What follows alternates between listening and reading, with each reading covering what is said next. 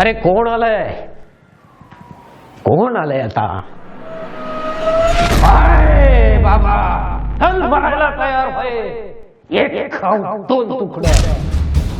अरे बाबानो, तुमचं घर चुकलं. मला मारून या घरात तुम्हाला काहीही मिळणार नाही. हजार हजार रुपये मिळणार आहेत. तशी सुपारी घेतली आम्ही.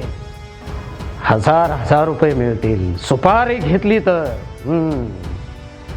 हरकत नाही. मला मारून जर तुमचं कल्याण होणार असेल तर खुशाल मारा. अरे बघता काय, उचला त्या कुऱ्हाडी. चल मरायला तयार होय. नाही नाही, त्यांना मारू नका, त्यांना मारू नका. आधी माझा जीव घ्या. अरे बाबांनो, त्यांनी तुमच्यासाठी शाळा सुरू केली आहे. हो, अरे ते ज्योतिबा फुले आहेत. काय म्हणजे तुम्ही ज्योतिबा फुलं? अरे देवा, अरे खंडोबा देवा, लय मोठं पाप झालं असतं आमच्या हातून. आम्हाला माफी दे देवा. अरे त्या हराम्याने फक्त आम्हाला पत्ता सांगितला, नाव नाही सांगितलं. म्हणाला उस्मान भाईचा पाहुण्याला मारूया, पण आता नाही. आता ज्याने सांगितलं ना त्यांचीच कांडोळे करतो, लेख खावतो तुकडा. हे बघा, माणसाने माणसांना मारून हे युद्ध थांबणार नाही. मारायचंच असेल तर पहिल्यांदा अज्ञान मारा, शिक्षण घ्या. काय नाव म्हणाला तुमचं? माझं नाव रोड्या रामोशे. रोडे, बर. आणि तू? माझं नाव धोंडीबा शाहीर, धोंड्या शाहीर. हे बघा, एक आता असं करा धोंडीबा, तुमचं थोडंफार शिक्षण झालेलं आहे असं मला लक्षात येत आहे. आता तुम्ही काशीला जाऊन विद्वान बनवून यायचं आणि इथल्या लोकांना इथली विद्या शिकवायची, शाहिरी करायची. आणि रोडे दादा, आता रोडे दादा तुम्ही आमच्याकडं थांबायचं. हो, आणि सावित्रीबाईंचं अंगरक्षक व्हायचं. आलं का लक्षात? होय होय. आता तुम्ही म्हणाल तसं. आता सावित्रीबाईच्या केसाला धक्का तर या रोड्याच्या जीवाला धक्का. अरे नाही नाही नाही, हे बघा, थोडंसं गोळ पाणी घेऊन जा. आता उद्या या तुम्ही, हरकत नाही. जा जा. बघितलं सावित्री, माणसं पोटासाठी एकमेकाचा खून करतायत, एकमेकाला मारतायत.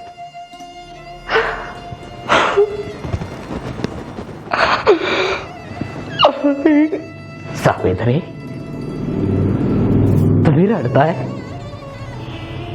भर रस्त्यात गुंडाला पायताना मारणाऱ्या सावित्र्या आणि आज मुसमुसू रडताय सावित्री. तुमच्या जीवाला काही बरं वाईट झालं असतं म्हणजे मग काय झालं असतं? तुम्ही होतात ना. पुण्यांदा असं बोलायचं नाही, माझी आण आहे तुम्हाला. बरं, नाही बोलणार.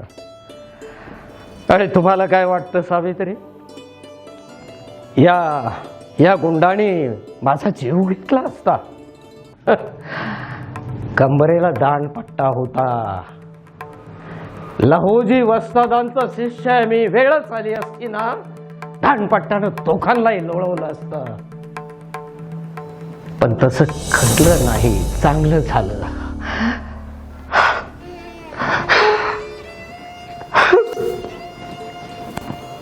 शांत व्हा सावित्री, शांत हो.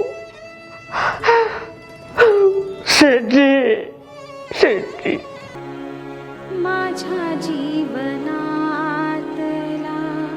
ज्योतिबा स्वानंद, माझ्या जीवनातला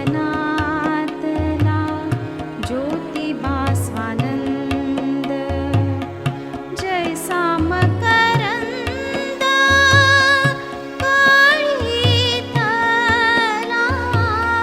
जैसा मकरंद काळीतला,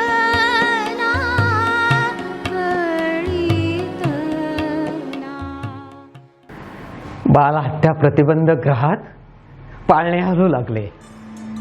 विधवा आश्रमात विधवा येऊ लागल्या, राहू लागल्या. आणि असंच एक दिवस शेठजी पहाटेच ओरडत आलं, सावित्री सावित्री, अगं बघ, तुला मुलगी हवी होती ना, ही मुलगी घेऊन आलोय. आणि माझ्या पुढे एक गरीब विधवा, पोटोशी विधवा रडत होती. मी तिला जवळ घेतलं. बाळ बाळ, रडू नकोस. हे बघ, काय झालं ते मला सांग. आता काय सांगू आई, माझं नाव काशी. मी एक ब्राह्मण विधवा. लग्न काय असतं हे कळायच्या आत माझं लग्न झालं. नवरा 70 वर्षाचा होता आणि माझं वय 10 वर्षाचं होतं. वयो परत ते तो मेला. सासरच्या आणि मला सती जाऊ दिलं नाही. फार बरं वाटलं. म्हटलं चला, डोक्यावरचे केस काढून का होईना जगता येईल. पण झालं उलट. माझ्या नंतर लक्षात आलं यांना मी हवी होते. माझं तारुण्य हवं होतं. जसं मी वयानं वाढत गेले तसं आणि माझं तारुण्य कुरतडून टाकलं आई. लांडग्याने शेळीची शिकार करावी तसं माझं तारुण्य कुरतडून टाकलं. आणि मग पोट वाढलं आणि मला कुलटा म्हणून घराबाहेर काढलं. काय करणार, माझ्याकडे जीव देण्यापलीकडे दुसरा कुठलाही पर्याय नव्हता. मी जीव देणार तात त्या महात्म्याने मला वाचवलं. हे बघ, आता रडू नकोस. झालं गेलं विसरून जा. आता तुला तुझ्या बाळासाठी जगलं पाहिजे, खरंय ना. आणि आता तुझं बाळ ते माझं बाळ, माझ्या शेठजींचं बाळ. काळजी करू नकोस. तुझं बाळणपण मी माझ्या हातानं सुखरूप करेल. हो, आणि तुला राहायचं असलं तर तू राहा. आमच्या कामात सहभाग कर. जा शेठजी तुला गोड पाणी देतील, जरा आराम कर. मला महत्वाची मीटिंग घ्यायची आहे. जा शेठजी. हा, आईला जरा गुळ पाणी देऊन आराम करायला सांगा, मी आलेच. हे लोक अजून का आले नाहीत? अचानक कसं होईल सगळं? नामदेवराव काय हे? किती उशीर? आणि म्हणता महाराष्ट्रात परिवर्तन करायचं, कसं शक्य आहे? या बसा बघू. आपण चर्चेला सुरुवात करू. बसा खाली, बसा. मला सांगा, तुम्ही तुमच्या भगिनींच्या डोक्यावरचे केस काढता, काय मिळतं तुम्हाला? किती पैसे मिळतात? अरे बोला नामदेवराव, बोला. किती पैसे मिळतात? आता काय आहे, एक ढबू देत्यात. आणि त्या ढबूसाठी तुम्ही तुमच्या या बहिणींचे केस कापता. अरे स्त्रियांना केसांची देण दिली आहे ती तिच्या नवऱ्यानं नाही, ती निसर्गानं दिली आहे. आणि मला एक सांगा, नवरा मेला की बायकोनं सती जायचं, नाहीतर डोक्यावरचे केस काढायचे. मग आता बायको मेल्यावर आजपर्यंत कोणी सता गेलाय पुरुष? सांगा मला. अरे त्याचं सगळं पाप ते तुमच्या माथ्यावर घालतात. यापुढं कोणत्याही स्त्रीचे केस कापायचे नाहीत. लक्षात आलंय? पण आई,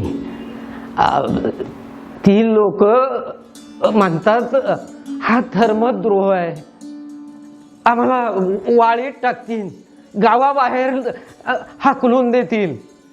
असं वाळीत टाकतील, टाकू देत, आपणही त्यांना वाळीतच टाकणार आहोत. मंडळी, अहो, देवाच्या धर्माच्या नावाखाली यांनी शोषण व्यवस्थेचा सापळा रचलाय आणि त्यात हे स्त्री शूद्र अडकले आहेत आणि ती कोंडी आपल्याला फोडायची आहे.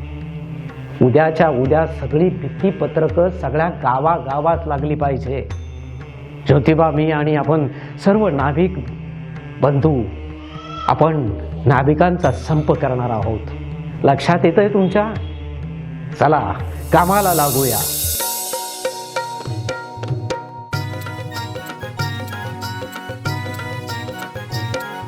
पहिला संप पुण्यामध्ये झाला, विधवांच्या केश वपनाला, विद्रूप करता नारीला आव्हान केले नाभिकाला. नाभिकाने वस्त्रा टाकला, उडविले दुष्ट रूढीला.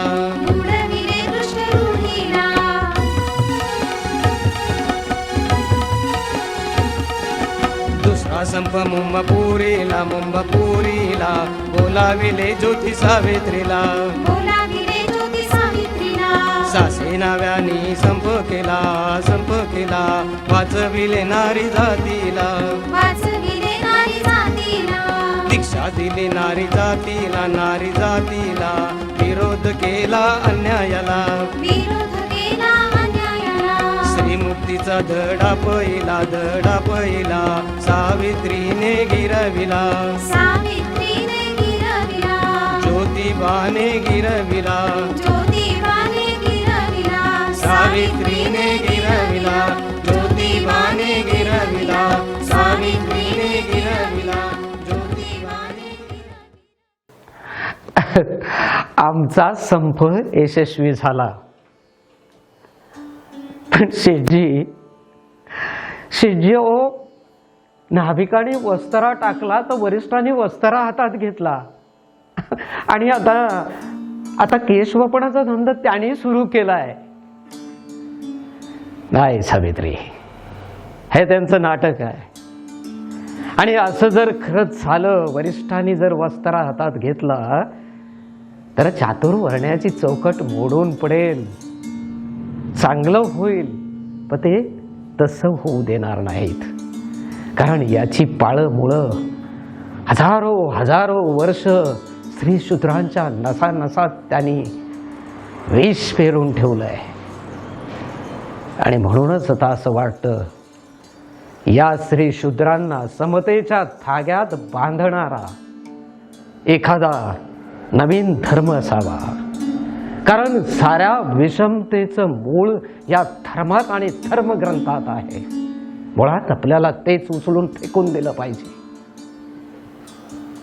नवीन धर्म होय, सत्य शोधक धर्म.